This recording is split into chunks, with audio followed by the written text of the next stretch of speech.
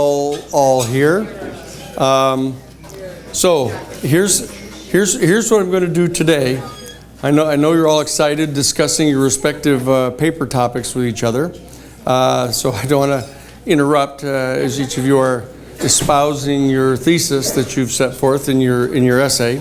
But what I want to do today is, as you recall, that I've been talking for some time now about these three parts of the course that we're doing, and that we're entering into part 3, the final part of the course that everything has been sort of leading up to.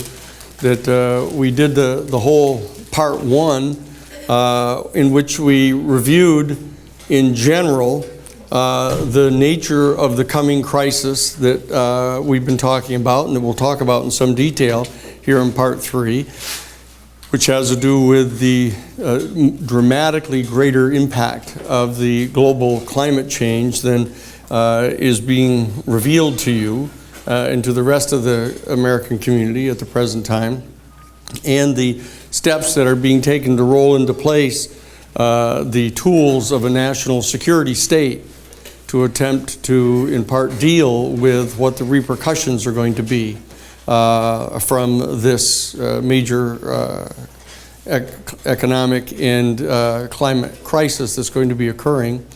Then I secondly went on to explain what the natural law worldview was, what the underlying factual assumptions of the natural law worldview were, that we pointed out in the first part was the underlying worldview of the Madisonians and the Jeffersonians in the construction of the American Constitution.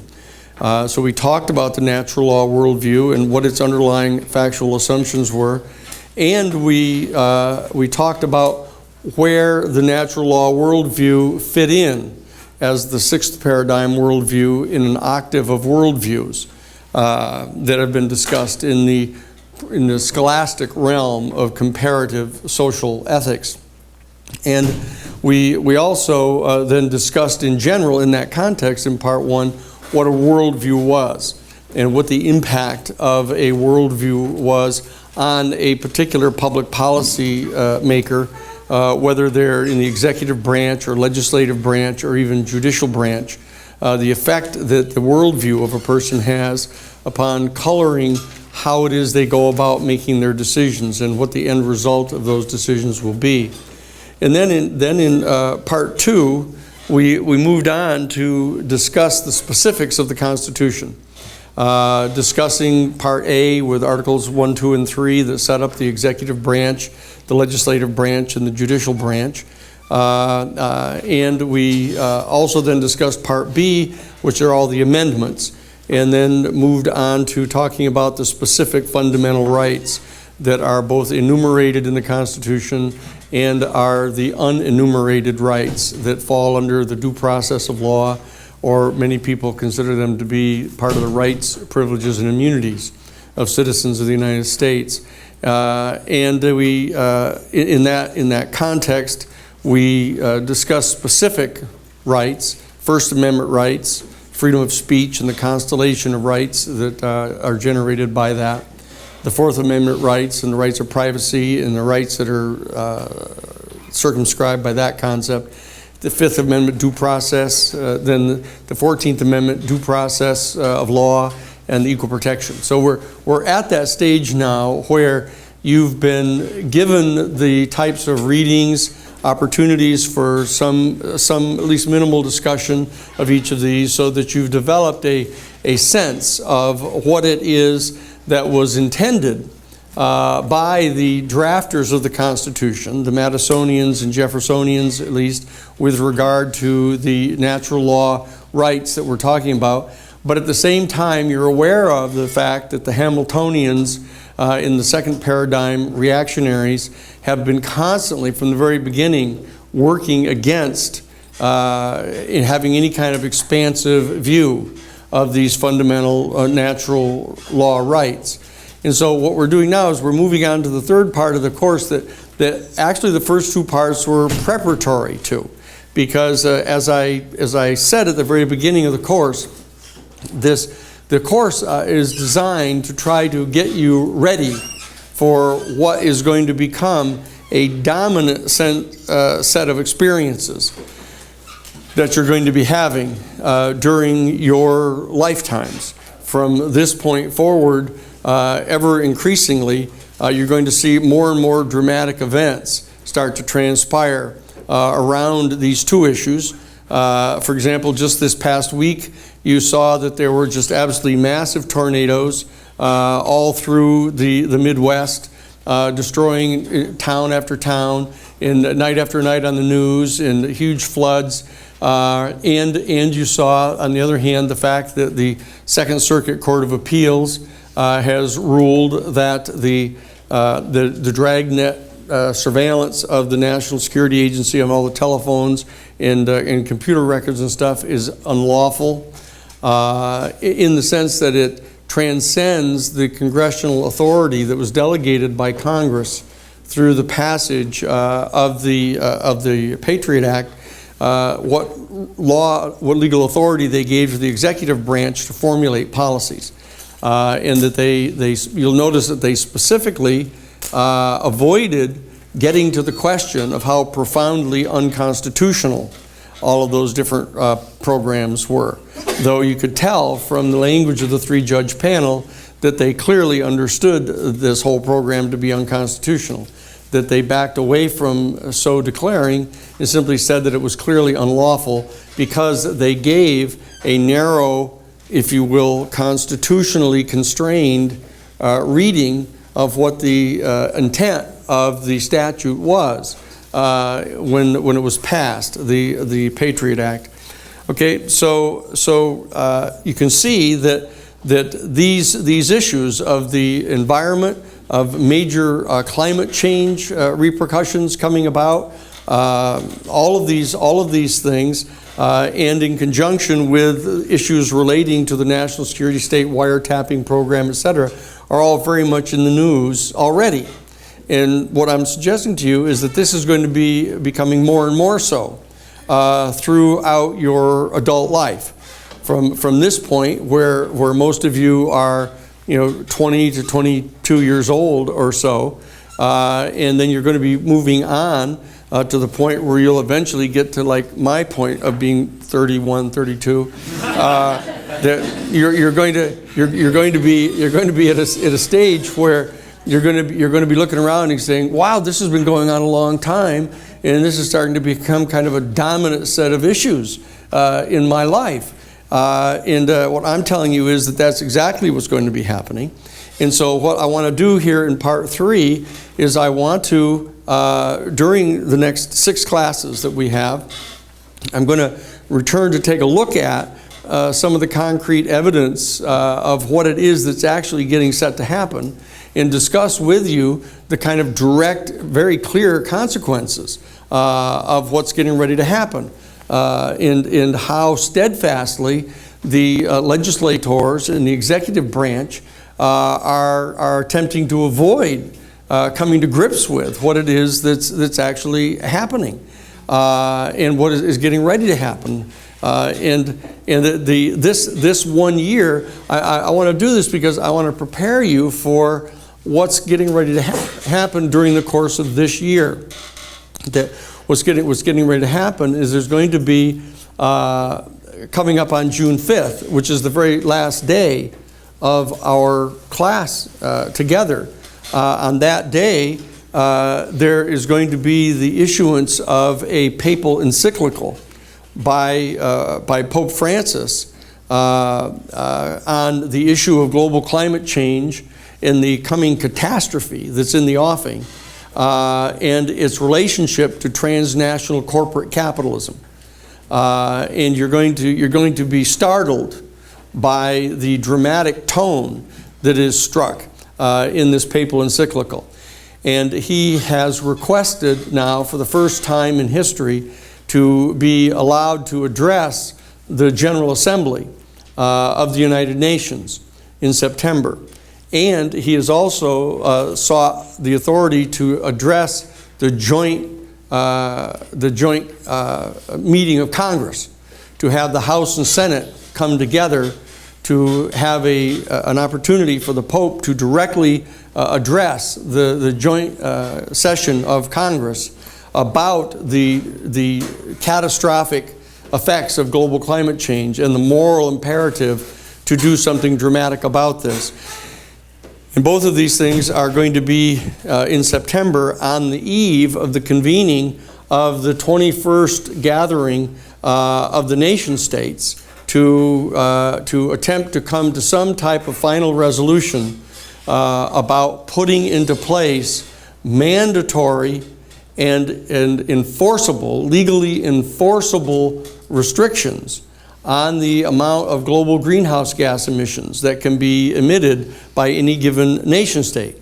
Not authorizing one nation to be able to buy the extra units that another country may get to be able to put pollutants into the atmosphere and just buy theirs and then continue going on like they are, but to actually turn back the amount of global greenhouse gas emissions that each country is doing, and to do so in a dramatic fashion.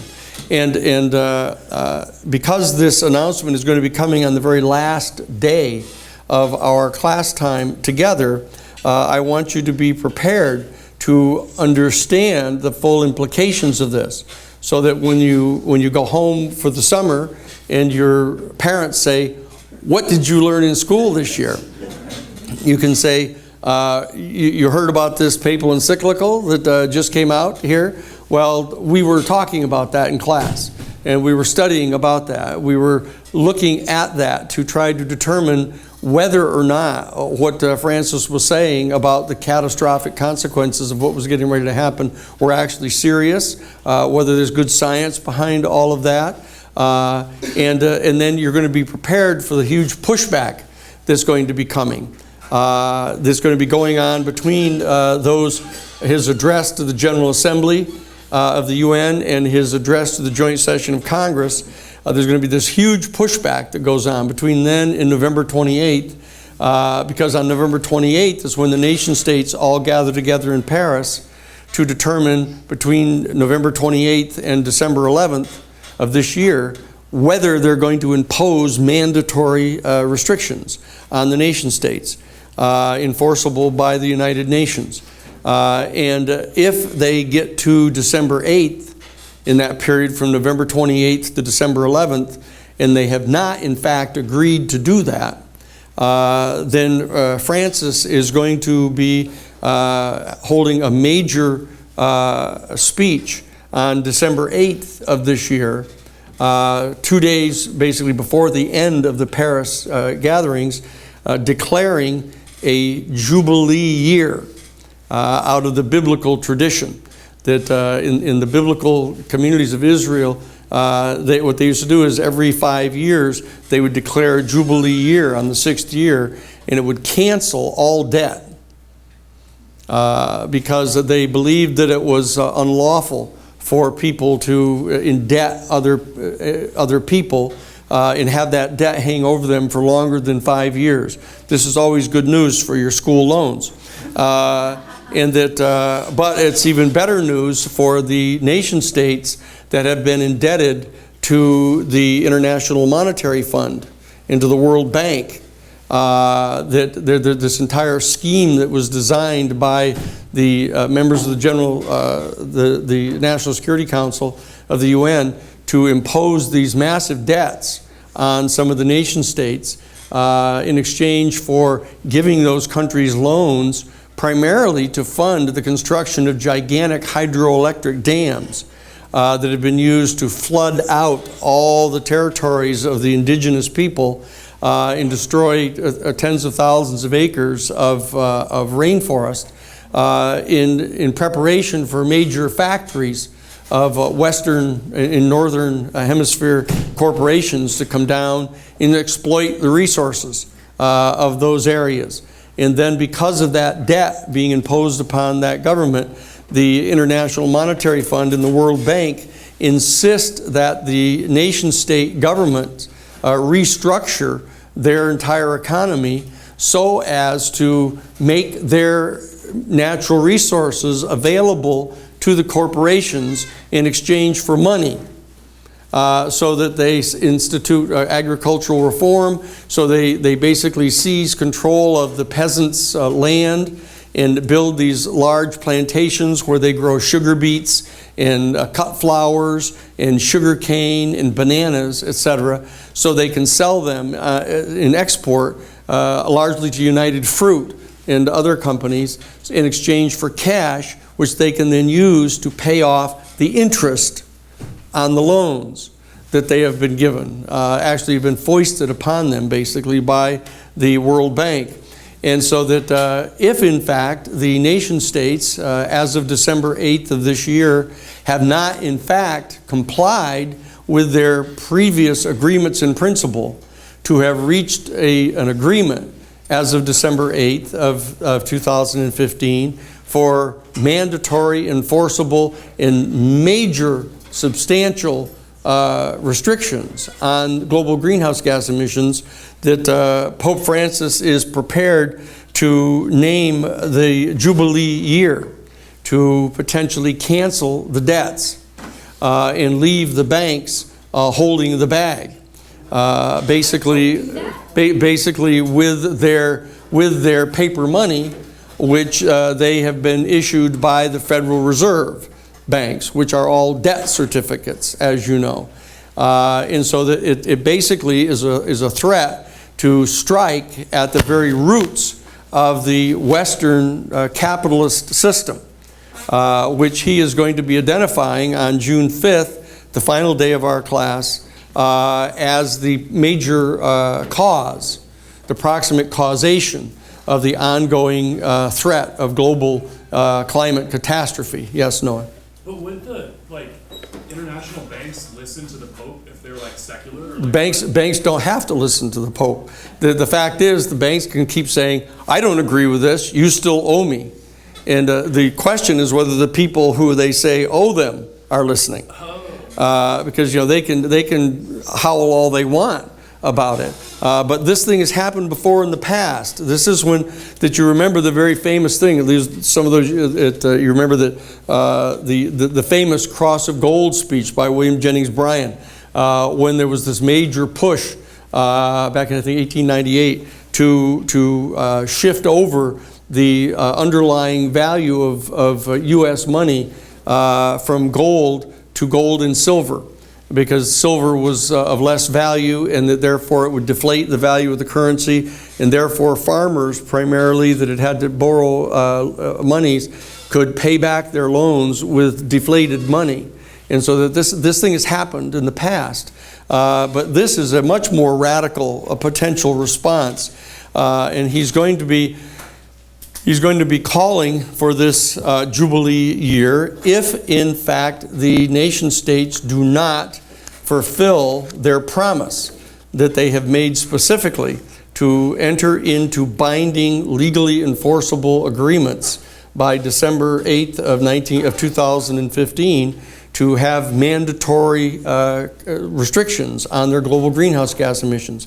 And so that this is a very major threat that is being made on behalf of Francis, and he's going to be declaring it in the name of Saint Celestine. Saint Celestine is he was the first and only one of two popes ever to retire. And you remember that Benedict Ratzinger was just forced out. He was just forced out of the papacy because of his responsibility for covering up the pedophile crisis and all of that, and the corruption inside the Vatican Bank that's been going on ever since the Banco Ambrosiano embezzled $1 billion to, in part, pay monies to the fascists down in Argentina that had been smuggled out of Germany at the end of World War II. We're going to talk a lot about that here in part 3. But this is so part 3 is getting ready to get you prepared for this dramatic set of events that are going to be coming into place here during the course of this next year, between the last day of our class here and when we meet back in session in the fall, in September, when it's going to really heat up that whole period from September to December in that first quarter. So what I want to do is I want to review for you today, because I want you to start shifting your attention and your focus on what we're getting ready to do here in part 3. That there's been in part 2, a lot of detail work about these particular rights and in particular cases where they were deciding things. I tried to make it more palatable to deal with it in terms of the confrontation between the reactionaries and the natural law people, so you don't have to get way down in the weeds on each one of those individual cases or memorize what these particular intellectual concept structures were that the middle marginalists were devising to attempt to strike some kind of a balance between these two worldviews. But this is going to be more of a focus on the large picture of what it is that's getting ready to happen, what it is that is going to be the response of various adherents to various worldviews to this, what type of dynamic is going to be established in our country and around the world in the period of the next few years about this, and what role the Constitution of the United States and our constitutional rights are going to play in this in the face of the major national security state tools and protocols that are being rolled into place by the executive branch to cope with potential disruption. Okay. Now, one of the things I want to have you do right at the very beginning that I had Toby put this entire. You have a what do they call that little thing you click on? A PDF. Is it URL or a web link? Yeah, there's a whole web link that you have that we've sent to you. This entire book of the Nazi Hydra in America. So you'll have it for your library. You can store that away however you do that on your computers. But I want you to take a look at chapter 8 in this, where they talk about Operation Northwoods, which was a plan on the part, and we'll talk about this in some detail here in part 3, when the United States Pentagon, Joint Chiefs under General Curtis LeMay in Lemitzer back in 1962 actually proposed dressing up Cuban exiles who had fled from Cuba after the revolution, to dress them up in Cuban revolutionary government uniforms and have them launch an attack on Guantanamo, the U.S.-American base that's down in Cuba, and actually kill U.S. military personnel and blow up a number of ships that belonged to the United States, and then launch attacks up into Miami, blowing up shopping malls and killing Miami refugees that had come from Cuba. And that this was actually being proposed by our United States Joint Chiefs of Staff so as to completely fabricate an incident, blame it falsely on the Cuban government, and get the people in the country so riled up that they would demand, i.e. authorize, a U.S. military invasion of Cuba. I want you to read about that. I want you to read about the origins of the CIA, that talk about the individual people that were involved in proposing that the American Central Intelligence Agency be created, the lawyers from Sullivan and Cromwell that were involved in drafting the proposals, the partners from Brown Brothers Harriman that were involved in Robert Lovett and the others that were lawyers that were also Alan Dulles, that was legal counsel for Brown Brothers Harriman. I want you to understand that there's a certain cadre of people who were involved in creating the Central Intelligence Agency, and they were doing it on behalf of their clients that were business partners, investment partners in Brown Brothers Harriman Investment Corporation, the CEO of which was George Herbert Walker, who was the grandfather of George Herbert Walker Bush, and the great-grandfather of George Walker Bush, and the great-grandfather of Jeb Bush, so that you'll know who the characters are here that we're dealing with. And then there's a great deal of discussion about Allen Dulles himself.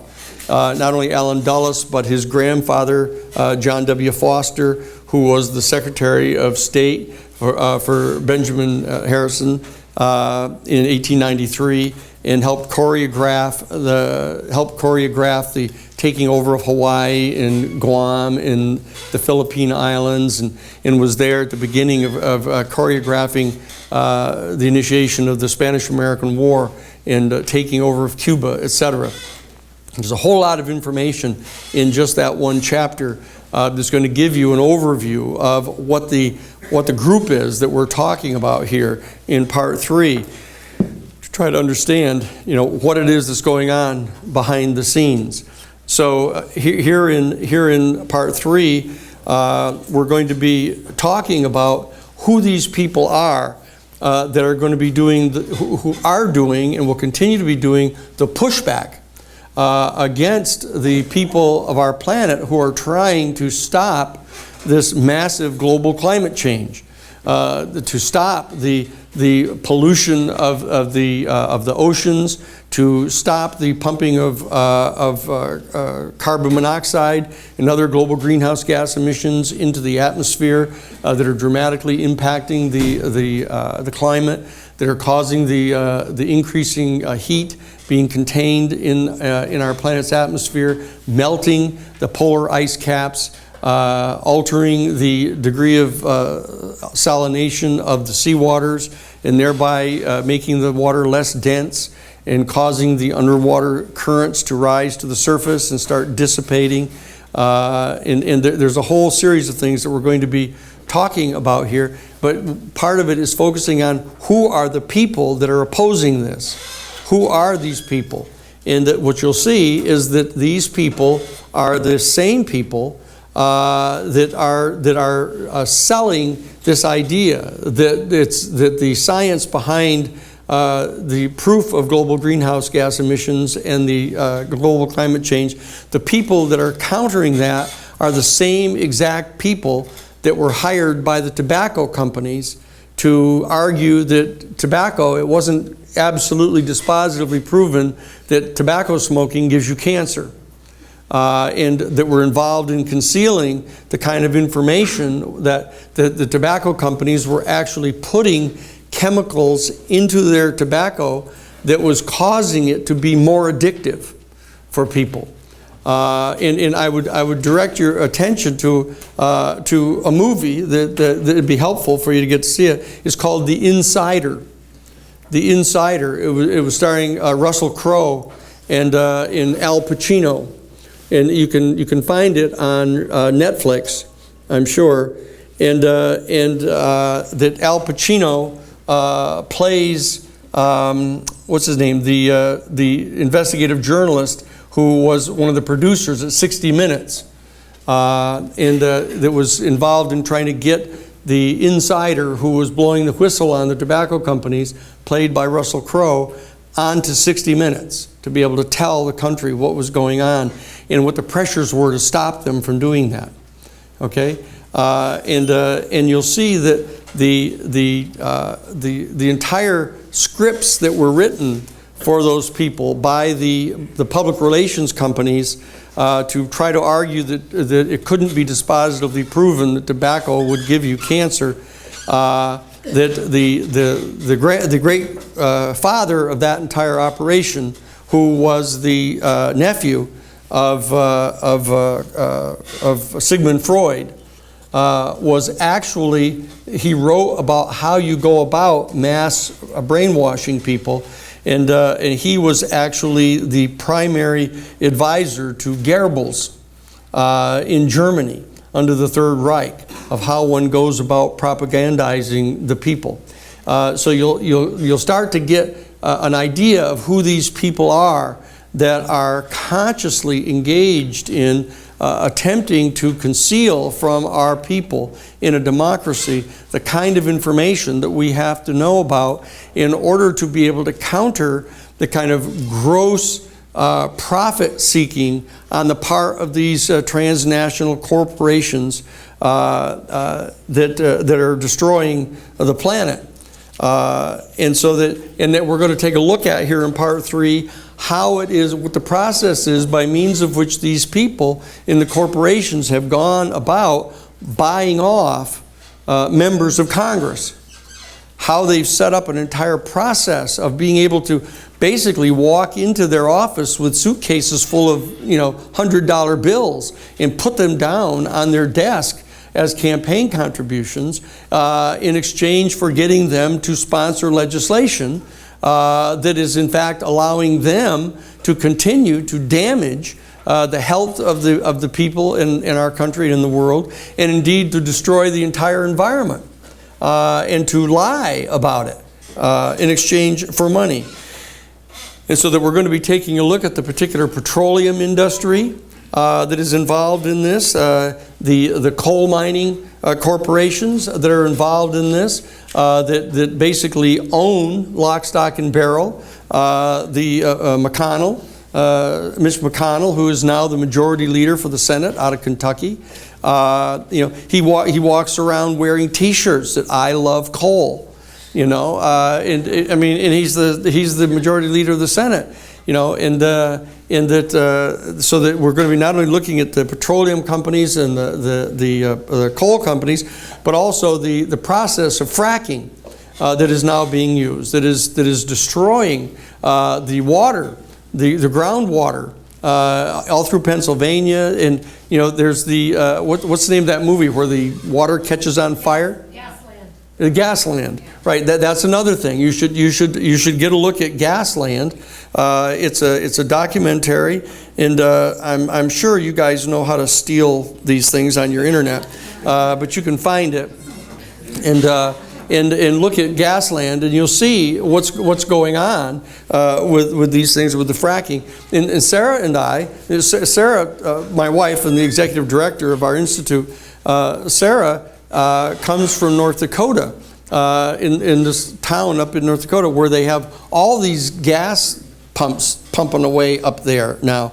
And she talked with one of her uncles that had been hired by one of these companies to do this fracking, and he was feeling terrible. He was insisting he was going to retire because he couldn't stand for it anymore. What they're doing is they're driving these great big pipes down into the ground, and what they're doing is they're pumping these deadly chemicals through the pipes into the fissures in the land, and breaking these fissures to release the natural gas.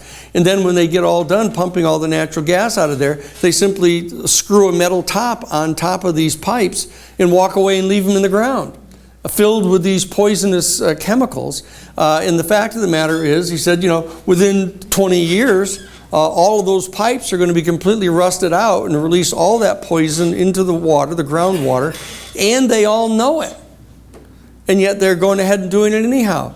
And the best that he could offer is it made him feel real bad that he was doing it. Like as if he didn't have any kind of moral choice about what to do. And because they work for corporations.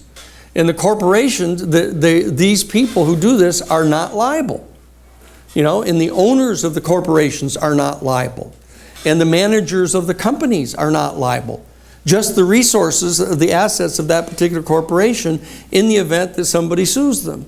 But in this particular case, it'll be 20 years down the line, before the people actually realize that they've been poisoned by this. And so people are trying to tell them what it is that's going on.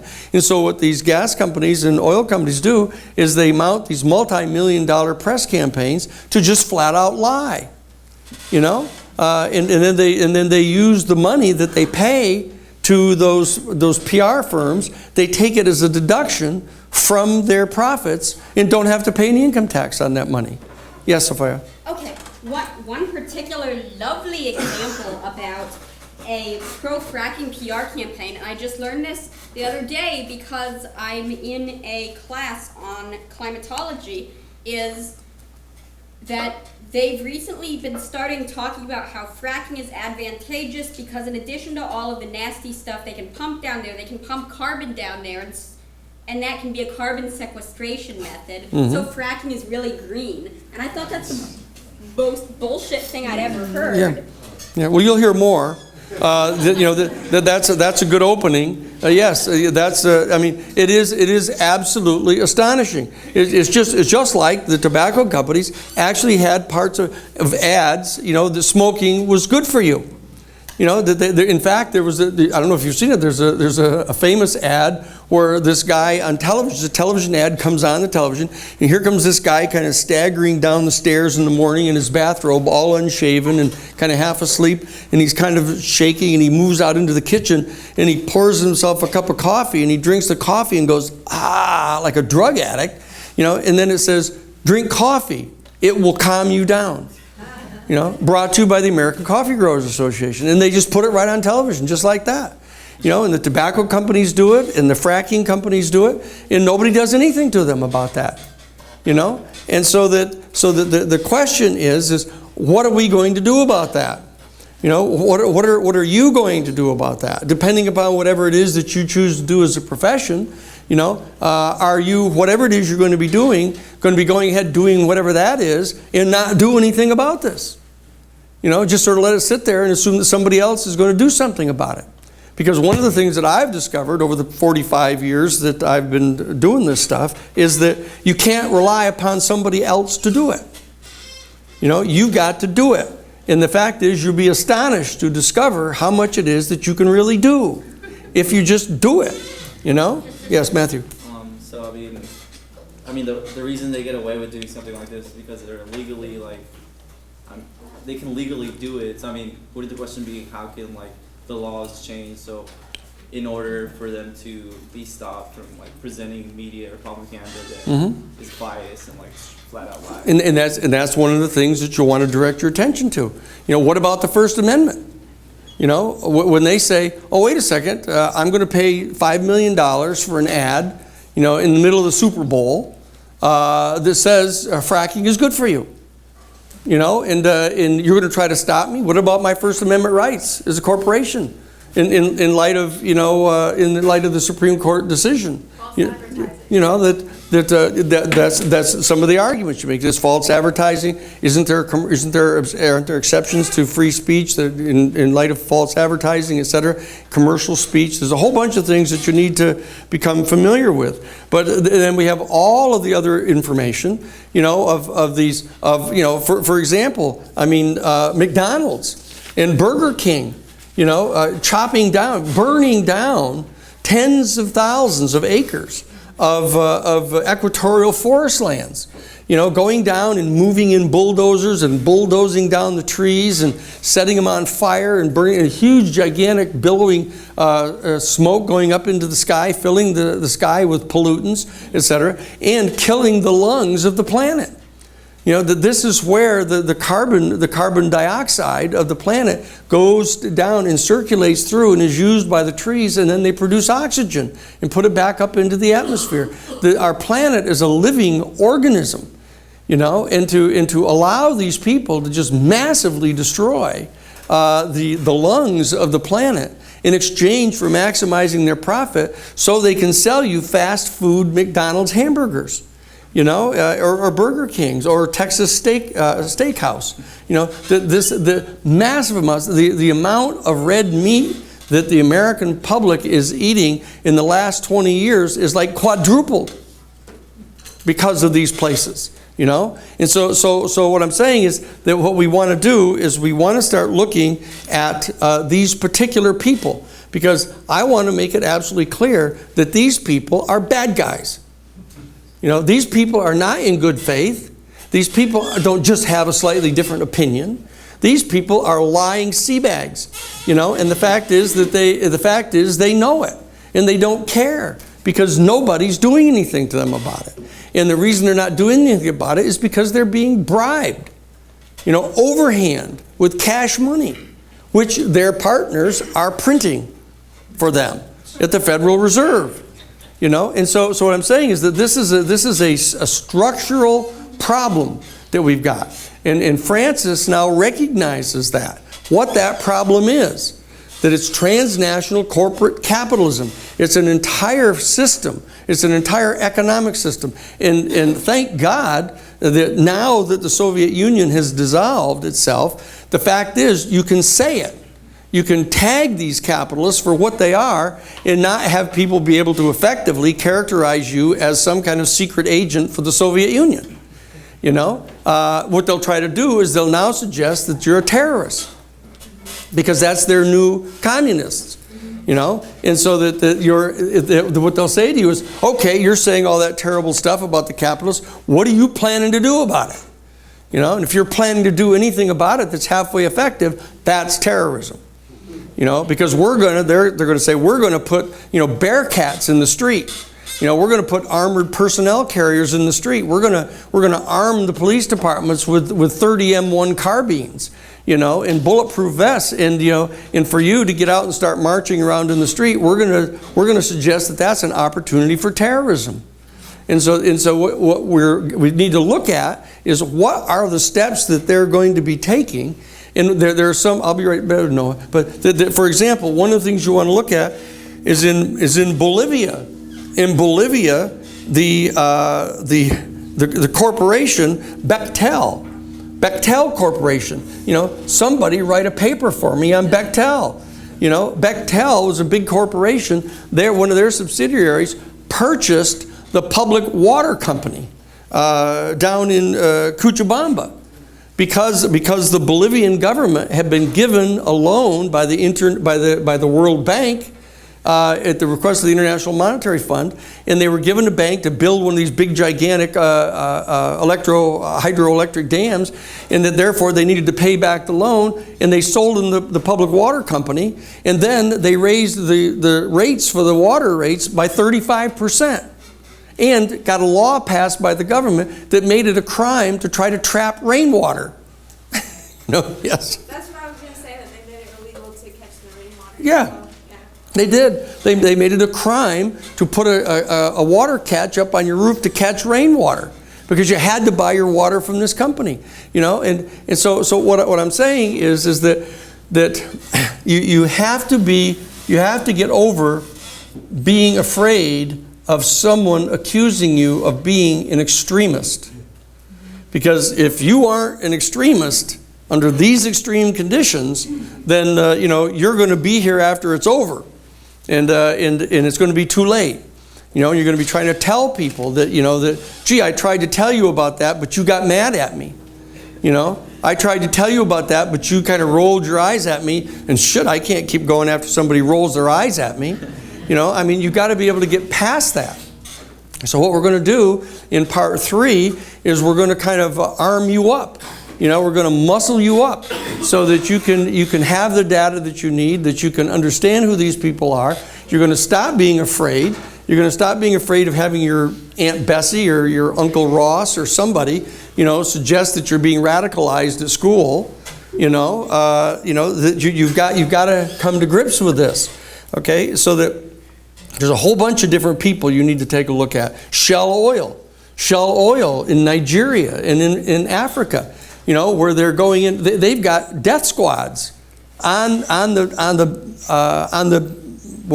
payroll, of Shell Oil Company in Africa that go around beating up and killing people who try to organize in their towns to keep Shell Oil from pumping the sludge out of their oil refineries into their swamps and killing their whole town. You got Exxon Mobil and Standard Oil of New Jersey and Standard Oil of California. You got Halliburton. You got Kellogg Brown and Root. You've got Halliburton. Anybody could write a thesis on Halliburton. Dick Cheney was the CEO for Halliburton before he comes over to become vice president. And then when he gets to be vice president and they invade the Middle East, he gets Halliburton hired to be able to provide all kinds of supplies to the U.S. military as a private contractor. All those little meals, all those little pre-packed meals that they have, all of those little outhouses that they lug around on wheels. All these things are being produced by Halliburton. They're making billions and billions of dollars. And he's the CEO of the whole thing. You know, this is not rocket science. You know, and the Carlyle Group is sort of your modern Brown Brothers Harriman.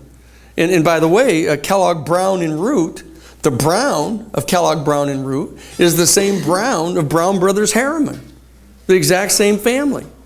You know, and the Carlyle Group has got the Bushes in it. You know, and James Baker, they formed an investment group, and it was the Carlyle Group that actually was going up trying to get the pipeline put in from the Caspian Sea down through Afghanistan into a warm water port, so that W. Bush was negotiating from the position of the presidency with the Taliban to try to get them to agree to allow a pipeline to be built through Afghanistan, so that the Carlyle Group could invest in purchasing the oil up in the Caspian Sea and piping it down into a warm water port. And it was when the Taliban shut that deal down and refused to do that, that W made the decision that he was going to launch a military invasion of Afghanistan in October of 2001. We're going to talk about this stuff. We're going to discuss this with you so that you have the data and you know what it is that's going on here. You know, and so what I want you to do is I want you to start, in a certain sense, picking it up now, and I want you to start looking for things to do some of this research on for your final paper. Okay, I want this paper is going to be a 15-page paper. This is going to be a serious work. You know, I expect a serious response to this class. Okay, and I want you to start looking around at things. I want you to read these chapters. I want you to, for example, you can take a look at Syriana, if you haven't seen it yet. Syriana is a movie that was made by Participant Films. Participant Films, the Participant Media Company, is a fabulous company that was started by Jeff Kroll. Jeff Kroll is one of the eBay guys that made $1 skrillion, and he's invested, along with George Clooney and some other people, in this Participant Media Company, and they produced like 7 different movies. And they started out with, you know, Good Night and Good Luck, you know, by Edward R. Murrow. They had Syriana. They had Michael Clayton. That for any of you who haven't seen Michael Clayton, you should see Michael Clayton. It's a movie about a big chemical company that is producing this particular fertilizer, you know, that is poisoning people, giving them cancer. You know, and they know that it's giving them cancer, and they're hiding the internal documents and stuff. This is all stuff that's been done over and over again by these big companies. This, what is that terrible chemical that they spray on porches and stuff? That's Roundup, absolutely.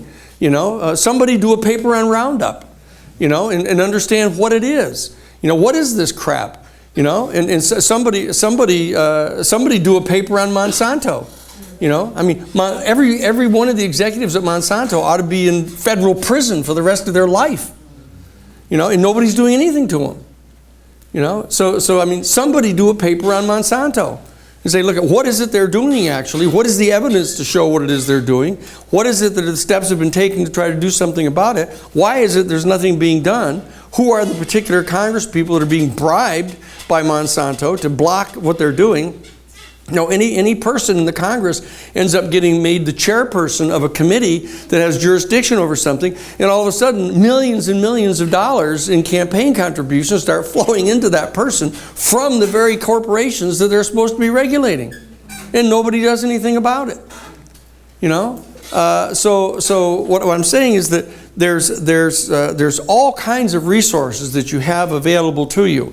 You know, and you know, I don't want to have to be in a situation of saying, here, you know, like here, read such and such a book between pages 18 and 20, you know, and say, oh, well, he didn't tell me what to read.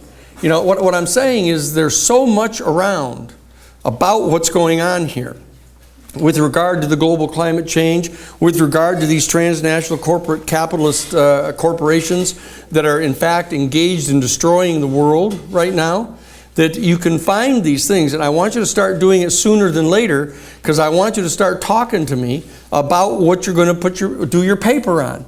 You know, and I expect to hear from you. You know, I expect to get emails from you. I expect you to call me up and come over to see me in the office and tell me what you're thinking about ahead of time so I can think with you and talk with my staff about some additional things you might want to read or see. Yes? The militarization of the police be a good topic? The militarization of the police is a good topic. You saw that just on Monday, Obama felt compelled to issue some guidelines prohibiting the Defense Department from selling tracked military vehicles to the police. Unfortunately, that doesn't cover Bearcats. You know, here they are, these big armored personnel carriers, and just because they don't have half-tracks on them, they're still allowed to do it. And they're prohibiting them from using 50 caliber machine guns. You know, I mean, gee, that's a start. You know, I mean, talk about a cosmetic response, but some of that's happening. Yes, just a second. When is the prompt going to be posted on ecom? When's the what? The prompt for the essay, the final essay, going to be posted on ecommons? Tomorrow. You know, we'll figure out how to articulate this. I'm trying to make it clear to you what kind of the range of stuff I want you guys to take a look at. Okay, that this is a part 3 essay. This is the other 2 parts were to demonstrate your fluency with the particulars of some of the things that we're dealing with in part 1 and 2. You know, and this is going to be part 3. This is the ergo what? You know, based on everything we've known, what are we going to do about all this stuff? Okay, so I want you to start thinking creatively about what the paper is that you want to write about. I want it to be intelligent. I want it to be creative. I want it to be advocational. You know, and even if, you know, God forbid, you know, one of you wants to defend transnational corporate capitalism, you know, go ahead.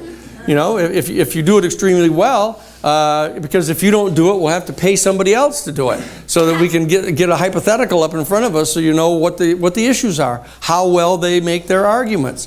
You know, again, you know, are there better arguments that they have to be making on behalf of themselves? You know, for example, libertarianism. You know, where's Tyler? Tyler's not here. Okay. Okay, good. Now I can say this about Tyler. No. But somebody get Tyler back in here, because I need him here. Okay. That, you know, that there are some good arguments that can be made on behalf of private enterprise. You know, private entrepreneurial skills and the development of products that are of value to people. And people are entitled to a just compensation for their work and their endeavors. There's no problem with that. But to establish corporations, you know, which immunize the owners and to immunize the management of those companies and restrict the liability simply to the assets of a particular corporation, which has been intentionally confined and set up in a way to minimize the potential exposure of the rest of the assets of the actual corporation, is in fact a travesty. You know, and that they've got lawyers lined up, you know, coming out of Harvard and Yale and Stanford especially, you know, to figure out these crafty arguments that they can make on behalf of criminals. You know, and so that I want you guys coming out of this course being able to counter that, you know, to start that work. And as I say, there's you know, 50 different occupations that you can engage in after you get done with graduate school. You know, that you don't have to go to law school. You can go to other graduate schools. You can become writers. You can become screenwriters. You can become artists. You can become business people. You can become financiers. You can become all kinds of things. But from wherever you go out to, from this class, I want you working on this thing. I want you helping to stop this terrible thing that is in the process of happening here. And I want you to be prepared to talk with your friends, with your neighbors, with your family people about what this is. Now, you know, you don't have to be abusive of them. It helps, but you don't have to be. No, I mean, you don't. In fact, it helps if you're not. You know, if you can listen to them, if you can hear where it is that they're coming from. You know, what is the kind of propaganda that they have swallowed that is causing them to be supporting programs that are contrary to their own health of themselves and their children and grandchildren? Why is that happening? You know, and there's this. Does anybody remember the name of this guy that's the nephew of Yes, right. Is it BERNAISE? No, YS. Yeah. What is it? It's BERNAYS. BNAYS, okay. That's a weird name. It's all right. Some people are weird. I know, just wondering what ethnicity is from, because I'm curious. I've never heard I don't know. Let's see here. Let's see if he's in here. BE. Austrian, okay, yeah. Austrian German's weird in that way.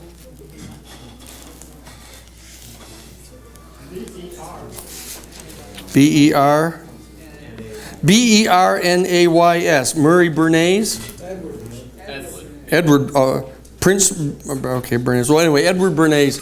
Anyway, somebody write a paper on this guy, you know, and talk about what it is that he's done and what it was that Goebbels said about him and how he was hired by the tobacco companies to help do their PR campaigns. And then take a look at that documentary that's out now called Merchants of Doubt, that talks about the fact that the same exact people that were hired by the tobacco companies to bamboozle everybody are now being hired by the petroleum companies to lie about global climate change. You know, do it. You know, and somebody deal with the International Monetary Fund and the World Bank. You know, what is it that they're doing? You know, remember, now the United States effectively set up the United Nations at the end of World War II. And one of the key focuses of our Part 3 is going to be in this period of time right toward the end of World War II, when, in fact, everybody was cheering about having beaten the Germans, beaten the Nazis, and in fact, behind closed doors, an alliance was being established with the major leadership of the Third Reich, in which they were transporting these guys secretly out of Europe and putting them in Argentina and Bolivia and other places in South America, and setting up the Fourth Reich. You know, and in fact, working hand in glove with these people under the rubric of anti-communism. You know, that there's a major paper to be written. Now, it's not that there aren't things written about it. But the fact is, what you will do is you will find those papers, you will find what's been written about it, you'll weed out of it the stuff that's crazy, because in every field you're going to get into, there are going to be some people that are Zanos, you know, that overstate things and misread things and come up with wild conspiracy theories that aren't true. But the fact of the matter is, these people are conspirators. This is a criminal conspiracy that we're dealing with here. You know, this is not coincidence theory, that these people all end up in the same room and come out of the room following the same policies. You know, this is a coordinated program that is going on here. So I want some people to take a look at the International Monetary Fund and the World Bank that was set up by the United Nations, because it's absolutely clear that what they've done, in addition to making 4 of the 5 permanent seats on the Security Council as part of the structure of the United Nations, all chaired by Caucasians, you know, but and then they have the fifth country on it be Taiwan, you know, to exclude China for all that time from even being on the Security Council, okay?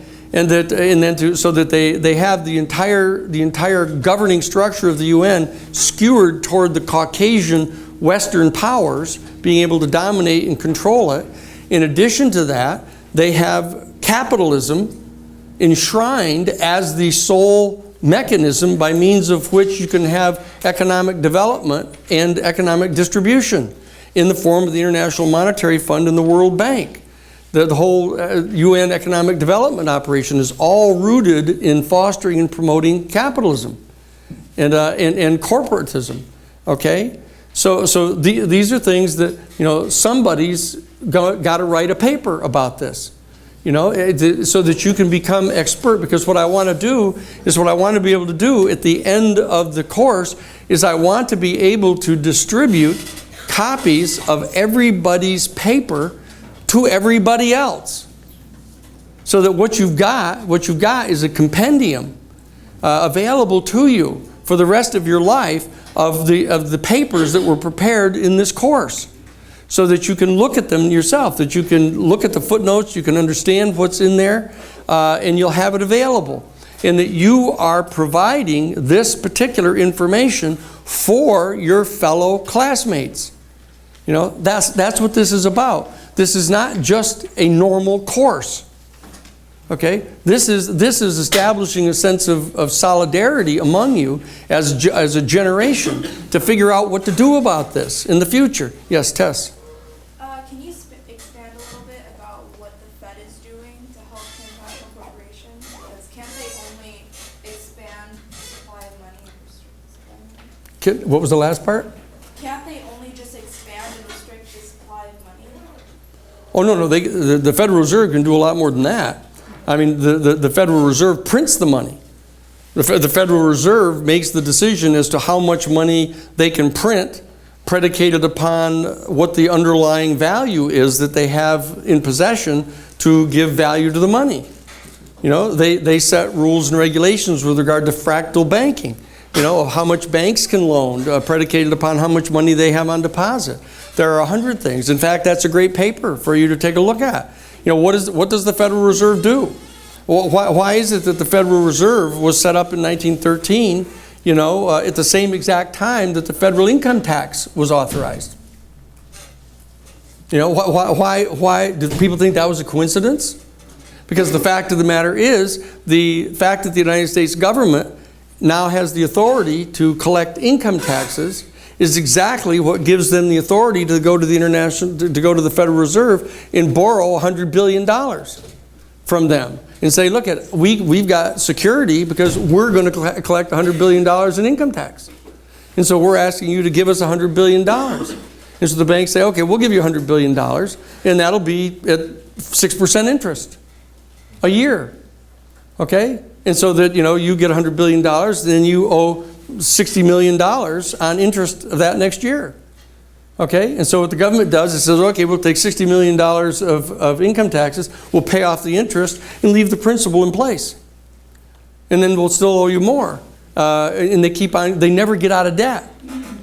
And the fact of the matter is that the solidity of the money itself is predicated upon the debt.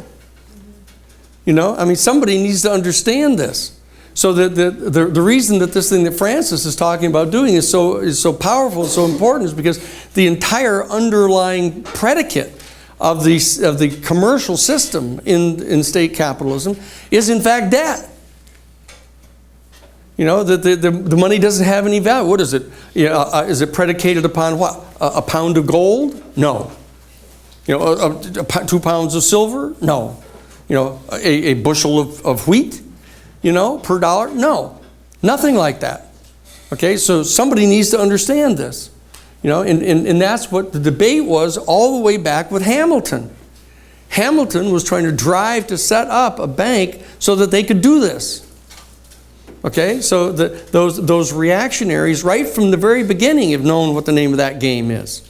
Okay, now I've got somewhere, I'll check with my older son, Danny Paul, because I gave him the copy of it, but that there's a Harvard Law Review article that's like 150 pages long that talks about this whole history. And I'll get a copy of that for you and have you take a look at it and say, you know, what is that saying?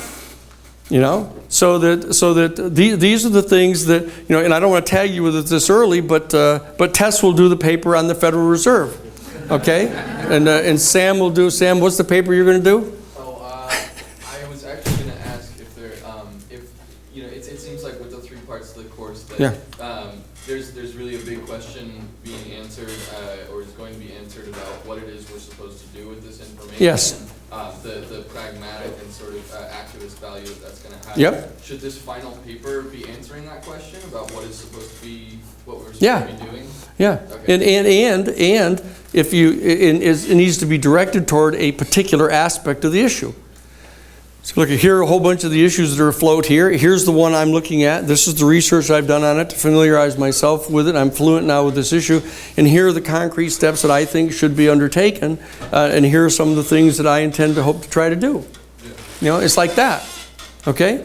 So that what we'll do is as we go through the course, that we raise these issues. I want those of you who are the most curious about a particular aspect of what we're talking about to translate that curiosity into a drive to find out the answer to that, and provide the answer to that to the rest of the class, so that we'll all have that, and we'll have the benefit of your skills on this thing. Okay, so this is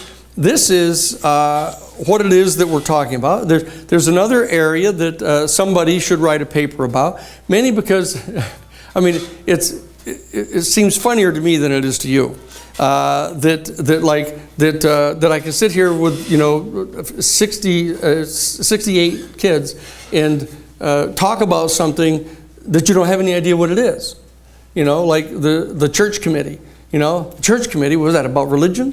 The church committee was a major committee of the United States Senate that was impaneled by the United States Congress to investigate the criminal activity of the Central Intelligence Agency. And almost everybody in the baby boom generation knows what the church committee is. But there's no reason in the world, from your point of view, why you should know about that. So somebody here is going to write about the church committee and what it was all about. You're going to tell your fellow classmates what the church committee was about, because we're going to cover it. We're going to talk about it in this class, and I can touch upon it with you and tell you that what happened. It's extremely interesting. I'll lead into some of this now. That what happened is that on June 17th. Of 1972. Now, it's easier for me to hearken back to those dark days because I have reference, I can remember it, and you can't. See, it's just like the Civil War to you. But on June 17th of 1972, that Richard Nixon, who we were all in hysteria over having been elected in 1968 in November, after Bobby Kennedy had been murdered on June 5th, and Dr. Martin Luther King had been murdered in April of that same year, when Richard Nixon ends up winning the presidency on November 4th of 1968 and is in the presidency during that entire 4-year period. And he's now coming into 1972 and getting ready to run for re-election. What happens is that most of the people in the Democratic Party assume that nobody's going to really be able to stop him. He's still deeply involved in prosecuting the war in Vietnam. He has invaded Cambodia in May of 1970. There's riots in the street. They've got people turning cars over on the streets. They got Mario DeSavio up in Berkeley standing on top of cars, lecturing people in public. They got police going crazy in Chicago, beating people up. There's all kinds of things we're going to be talking about here in part 3, so that you can that can help you kind of live through those kind of experiences that we all had. But on June 17th of 1972, with Richard Nixon getting ready to run for re-election, what happens is suddenly we get informed by the New York Times and the Washington Post that there's been a burglary at the Watergate Hotel. Now, that one you've heard about. Okay, that one you heard about. Oh, right, the Watergate Hotel. That they burglarized the Watergate Hotel, the Democratic National Committee, and somehow this led to Richard Nixon having to resign. Okay, and that's as philosophy majors, that's probably about all you've gotten so far. But what happened is that the people that were arrested in the Watergate Hotel, there were 3 former Cuban exiles who were based in Miami. There was a former CIA wiretapping specialist, James McCord. There was G. Gordon Liddy, a former FBI agent from up by Albany, New York, and E. Howard Hunt, a former CIA liaison trainer for CIA, and Frank Sturgis. Now, this is a curious group of people to be arrested in the Democratic National Committee headquarters. They show up at the arraignment, and a young fellow by the name of Bob Woodward, who had just come to work for the Washington Post, happens to be on the police beat, and he's there in the courtroom, and he sees these people brought in for an arraignment, and he says, look, this is kind of a strange looking group. And he hears when the judge asks the people their names and their occupations, he hears James McCord say that he's with the CIA, like that. I'm with the CIA, and he's going, excuse me, did he say CIA? Excuse me, did he? And so then he thinks this means something, so he starts to follow up on it, and it turns out that all of these people, with the exception of G. Gordon Liddy, had all worked with the Central Intelligence Agency. And they all worked with the Central Intelligence Agency down in Miami, out of the Miami station, JM Wave, that was engaged in a covert operation called Operation 40, which was an attempt to overthrow the government of Fidel Castro, the revolutionary government.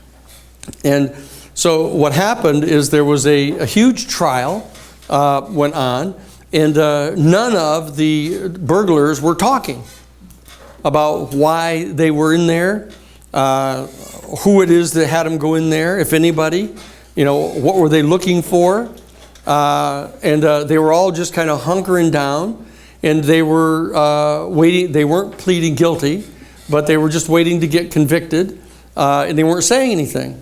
When all of a sudden, F. Lee Bailey, who at the time was the most prominent criminal defense attorney in the country. And I was one of the 3 attorneys in his office, criminal defense attorneys. It was F. Lee Bailey and Jerry Alch and myself.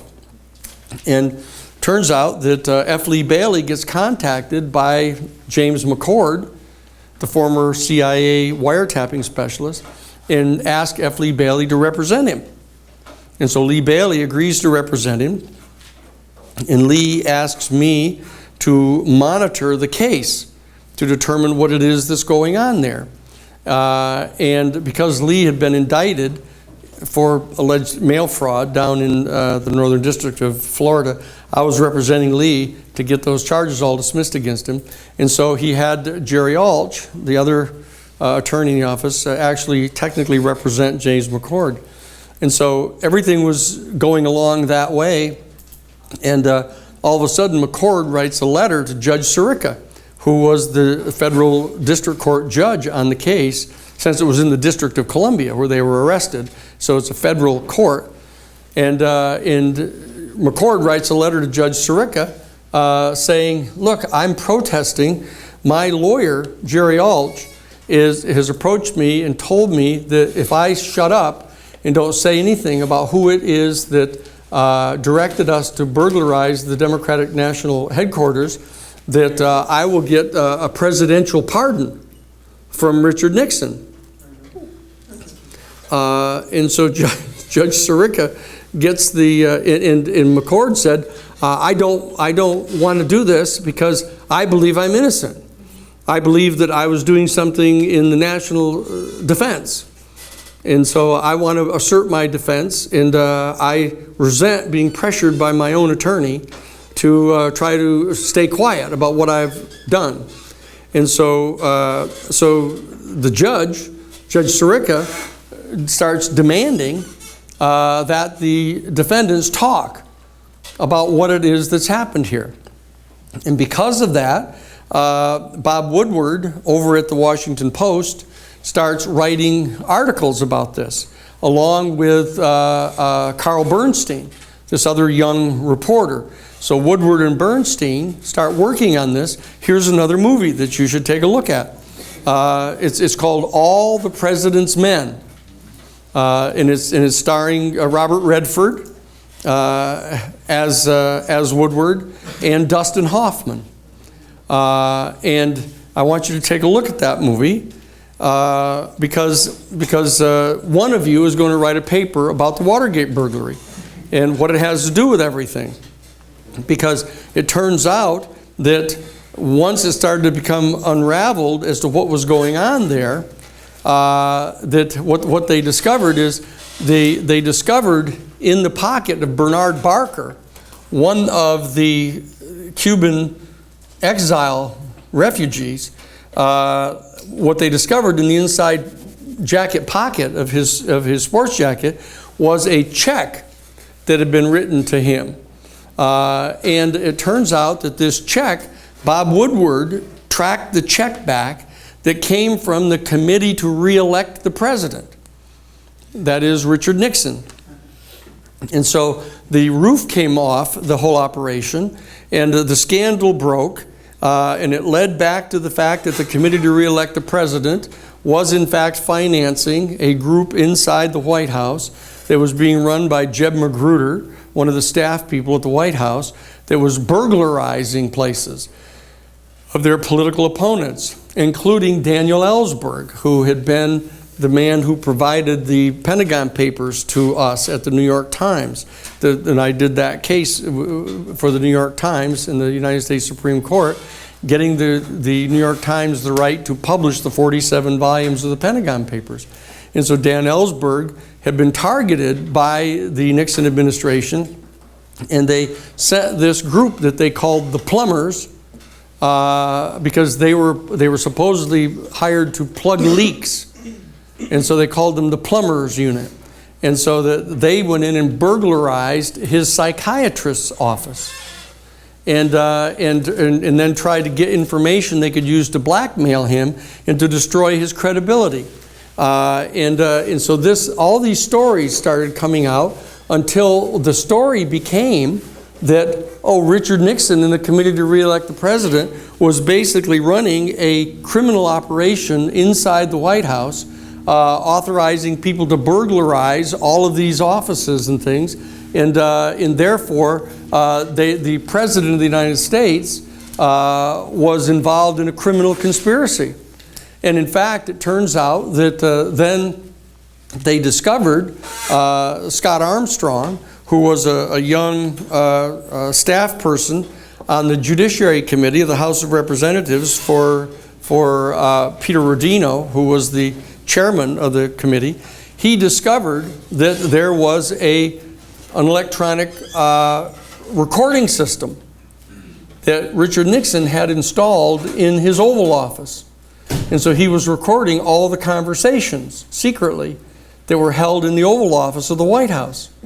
And so the Judge Sirica insisted that they be subpoenaed to find out whether there were actual discussions involving Richard Nixon authorizing these burglaries. And Richard Nixon refused to provide the copies, and there was a huge throwdown took place between the president and the federal courts, and Richard Nixon refused to obey the subpoena. The judge held him in contempt. Nixon and the Justice Department appealed it. It was sustained on appeal. They appealed it to the Supreme Court. The Supreme Court ruled against Richard Nixon and ordered him to turn over the tape recordings. And the minute they did that, the House Judiciary Committee impaneled an impeachment committee and returned articles of impeachment against Richard Nixon, because on the tapes there's this conversation that takes place on June 21st, on the morning of June 21st of 1972. This is like 4 days after the June 17th burglary. On the morning of June 21st, Bob Haldeman, who was the chief of staff for Richard Nixon, comes into his office and he says, "Mr. President, I've got some bad news here for you." And the president said, "What is it, Bob?" He said, "Well, I just got a call from John Dean, who's legal counsel to the president, and he's just received a call from Pat Gray, who is the new head of the FBI, who had just come on board as the head of the FBI because J. Edgar Hoover died after like 300 years of being the FBI director. And so Pat Gray had been made the director. And so Pat Gray had just called John Dean, the legal counsel for the president, and said, he said, look, he said, we've got a problem here. We've got a problem because it turns out that E. Howard Hunt, one of the defendants, is getting ready to blow the whistle here on this plumber's unit. And the president said, well, what does he want? And he said he wants all of his legal bills paid. He doesn't want to have to be indebted for this whole defense. And Nixon says, well, how much is that going to cost? And he said, oh, it may cost as much as $1 million. And then Richard Nixon says, well, $1 million, that isn't that hard to get. And then all of a sudden he remembers that he's being taped. And he said, but of course that would be wrong, he says. But then he makes the mistake of going on and saying, look, Bob, here's what I want you to do. I want you to go on over to the agency. That's the CIA. I want you to go over to the agency. I want you to talk to Dick Helms and Vernon Walters. Dick Helms was the director of the CIA, and Vernon Walters was the deputy. I want you to go over to talk to Dick Helms and Vernon Walters, and I want you to have them call the FBI and tell the FBI to get the hell out of this investigation right now. Okay? Because Bob Woodward told him that Bob Haldeman told him that what was going on is that Pat Gray was getting all kinds of pressure from the men inside the FBI to investigate this check that was found inside the pocket of Bernard Barker. Not because it had come from Creep, but because it had been cleared through a bank down in Mexico City, the Banco Internacional. This check had been cleared through there, and it was from an account of an attorney in Mexico City called Manuel Ogario.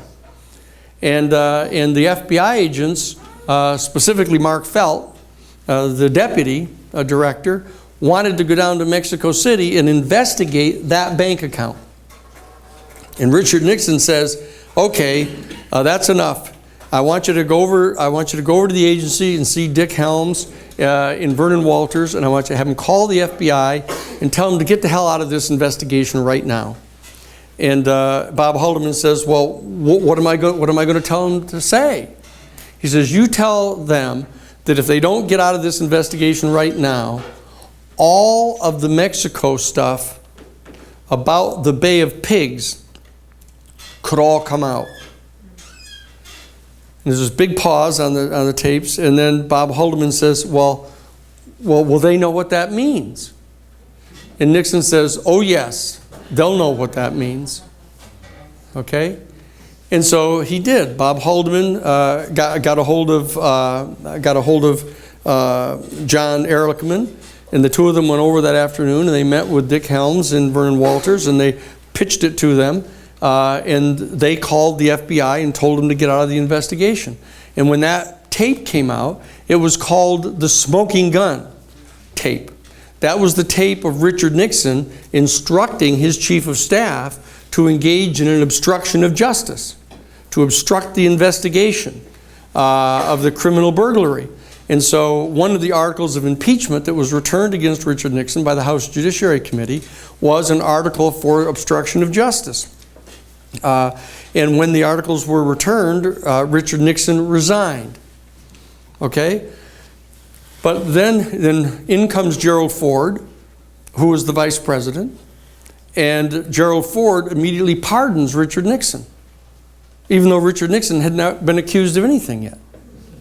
But he issues a prospective pardon, and says that we've gone through enough agony.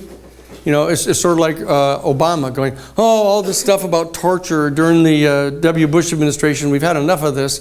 Let's not have any more talk about this. We just won't do it anymore. You know, why should we actually, criminally prosecute somebody for a crime that they've already committed? Why would we do that under criminal law? So they can even worse crimes. And so that what it is that, as I say, we've got this whole new area of pre-crime, of people thinking about committing crimes. And so what happens is that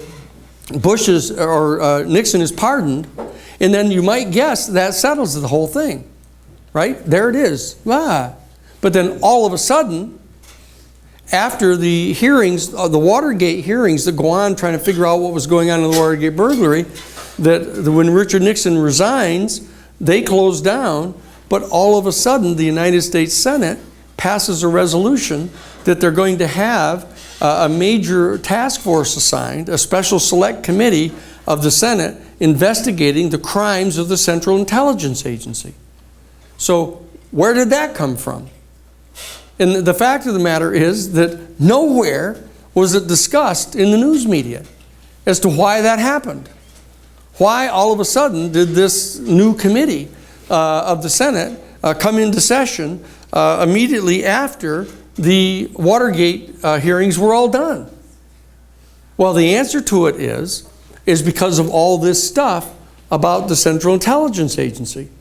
Of somehow the fear on the part of the Central Intelligence Agency that all of this, this Mexico stuff about the Bay of Pigs guys that could come out if the Watergate burglary case goes to trial and they start talking, what did all that mean?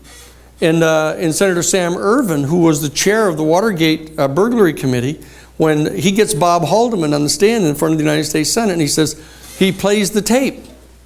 And tape, there it is. Richard Nixon saying, well, you know, if we don't get this thing stopped, all the Mexico stuff about the Bay of Pigs guys could all come out. And when Bob Haldeman said, well, gee, will they know what that means if I say that to him? And Nixon says, oh yes, they'll know what that means. And so Sam Ervin says to Bob Haldeman, what did that mean? And Bob Haldeman says, I'm convinced that they were talking about the assassination of President Kennedy. He says. And a dead silence falls over the Senate for like about 30 seconds. And it was like you know, out of time. And then Sam Ervin went right on to the next question and never followed up on it, never asked him anything about it. Okay? And so what happened is not only was there a Senate Select Committee to investigate the criminal wrongdoings of the Central Intelligence Agency, they also set up the House Select Committee on Assassinations to review the evidence of the Warren Commission and the assassination of President Kennedy. Because, as it turns out, unbeknownst to anyone, we'll go into a great deal of detail about this in part 3, is it turns out that the check that was inside Bernard Barker's pocket was not only, the money not only originated with the committee to re-elect the president, which is what Bob Haldeman and Carl Bernstein fastened upon, which was a big enough story. You know, in all fairness, I mean, the fact that the money came to pay the burglars from the committee to re-elect the president is pretty incriminating information. But the more important fact is that if in fact the FBI had been allowed to continue that line of the investigation, Mark Felt, the deputy director of the FBI under Pat Gray, would have gone down to Mexico City, would have investigated that account of the attorney, Mario, the attorney there, and they would have investigated it, and they would have found out that that's the exact same bank account through which the money was funneled to train the assassination team down in Mexico that killed the president in Dallas in 1963, which was the same team that was assembled by Richard Nixon to kill Fidel Castro in 1960. And so that's just a little intro for you of some of the kind of things that we're going to be talking about here in part 3, so that you can understand that there's a deep history to the era that has led right up to your birth. Okay, and that there are all kinds of secrets inside that history, and that I happen to be in a fortunate position to know what the answers to those are, because I was involved in a whole bunch of those cases. And so I can tell you what those things are so you can understand what the implications are for what it is that's getting ready to happen in the country. Okay?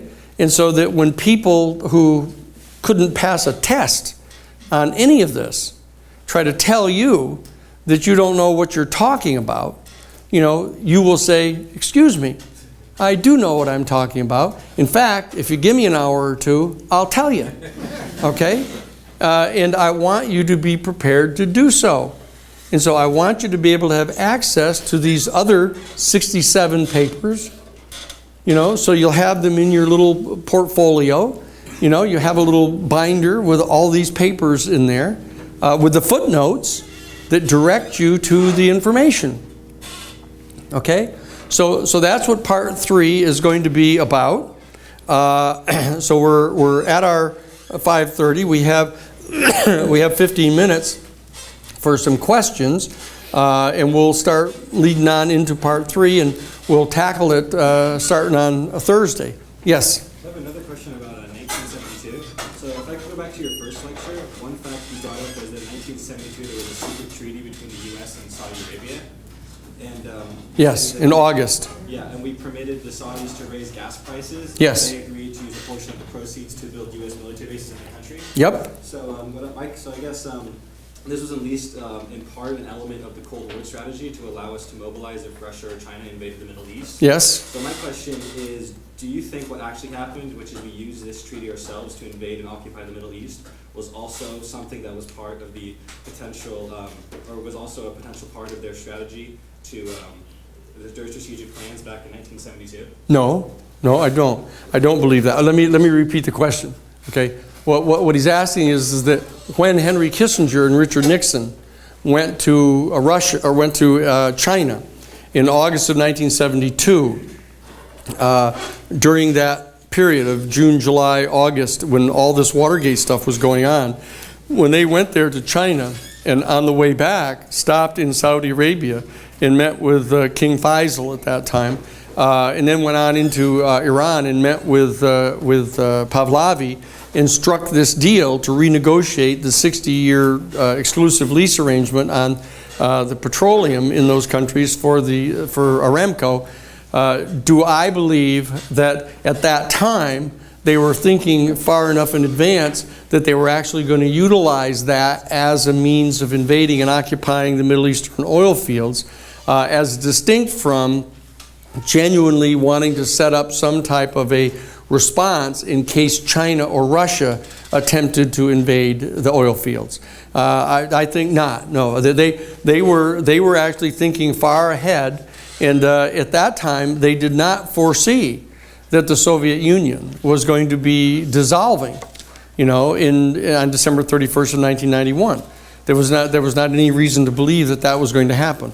That was one of those genuinely surprising things that happened, even though they got wind of it and they knew about it as early as June of 1990, 18 months ahead of time. They were getting foreshadowing of the fact that something like that might happen because of Gorbachev having initiated perestroika in Glasnost and was starting to undo the glue that holds those type of authoritarian coalitions together. So I don't think so. No, I don't think so. Yes, next.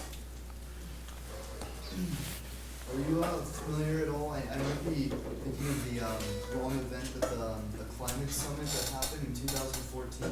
Yes. Where they held mock scenarios of some catastrophes that might be happening in the near future because of climate change. Yes. And it was like a total mess and it got nowhere. So I guess my question to you is, do you think this is going to be embodied in the meetings in November also, or do you think there'll be some sort of cohesive behavior or whatever? Do I think there'll be some sort of what? Do you think we're going to get along? Do you think we'll be able to come to any conclusions, or? Well, it's interesting. It's the right question. My opinion is that the power of the pushback against the United States entering into any type of legally binding agreements would be so much that the U.S., but for the intervention of something like Francis that is talking about doing that I do not believe that the United States would in fact have entered into any agreement to make themselves legally bound by such compulsory restrictions. That even if Obama tried to commit to something like that, I don't believe that the Republican Senate would approve it. And the making of treaties like that are going to have to be ratified by the Senate. So I don't believe that the Senate would have ratified that, because they go crazy about the idea of the United States having to give up any of its sovereignty to global institutions like the United Nations. You know, that the right wing of the Republican Party, to the extent to which that's not redundant, that they in fact have this kind of hysteria about the fact that the United Nations was somehow organized by the Russians and the communists inside the United States government that organized the UN to establish a global world government that in fact is going to be socialist. And it would destroy the capitalist democracy of the United States. Wouldn't mind that one bit. The problem is that means they wouldn't agree to yield up that degree of sovereignty unless there's some extraordinary intervention. And I think that what it is that Francis is contemplating is the kind of thing that might be able to generate enough of a threat that they might consider doing that. But that's why I want you to be prepared to be able to recognize what it is that's going on, so you can appreciate what the dramatic dynamic is that's going to be taking place during the course of this year. Yes, Sam? So I'm wondering about the exact nature of that threat from Pope Francis, because it seems like in my mind, the way it plays out is they go to the climate conference, get nothing done as usual. The Pope says, okay, this is the ultimatum. Jubilee year, we're, dissolving the debt, and the U.S. government says, nice try. Pound sand, yes. I'm more ready to believe the U.S. government would assassinate the Pope before giving up any of their money to take us to fight. So that's good. I'm not sure. Now you're talking. Now you're into the real world. What's Yeah. the real threat? So does Francis call for some sort of global alliance of the faith, against the corrupt, political institutions? Is that what we're seeing? Well, crusade. that's really that's a great question, Sam, because that's exactly what the conversation is that must be going on inside his cabinet right now. He's got 6 people in there, and I started to point out he's going to be calling the Jubilee year. He's going to call the Jubilee year even if they do enter anything, and it won't mean anything. It's just kind of a general idea, that people ought to celebrate a Jubilee year. But the point is, the threat is that he will call a real global Jubilee year if they don't enter into the binding agreements. And he's going to call it in the name of Saint Celestine. As I said, Saint Celestine is the only other pope in history who has resigned other than Ratzinger, who was forced to resign. And what that means is foreshadowing the fact that it means that Francis would also retire. Okay, that he's going to spend every last bit of capital that his administration has to get this thing to happen, and that they can't make long-range threats against him because he's intending to retire anyhow. Okay, and that's why he's doing it in the name of Celestine, because Celestine was an actual saint. Celestine was a monk that lived up in the mountains and meditated in a cave. And in 1233, I think it was, that the conclave voted him to be pope. And so they had to send a team of people up these mountains to find him up in his cave, way up in the mountains. And when he saw them coming, he ran away. And they chased him down, and they got him back in and told him he'd been elected pope.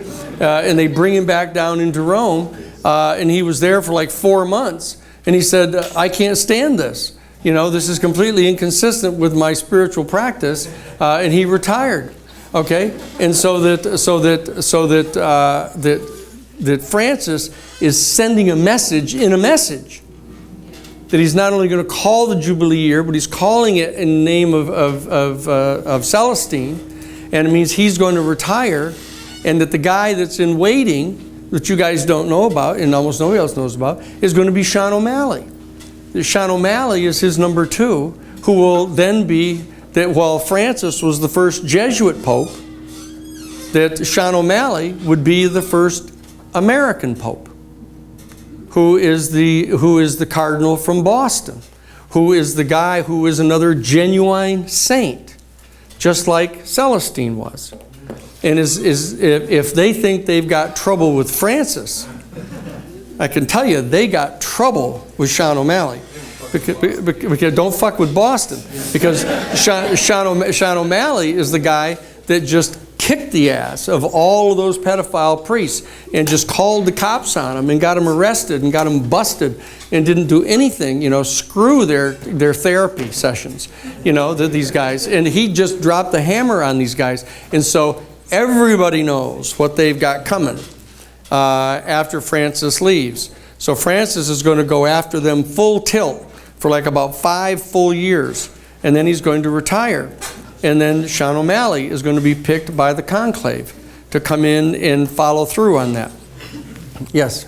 So I was trying to wrap my head around this whole process. So the Jubilee year is this thing where he's going to eliminate all the debt, and then there's the concern with that not working, especially in America, because the companies just say, no, screw you. Yep. But then what we're hoping for is that if there's enough callback, if everybody refuses to pay their debts, there's nothing they can do about it. That's right. Just like everybody refusing the draft.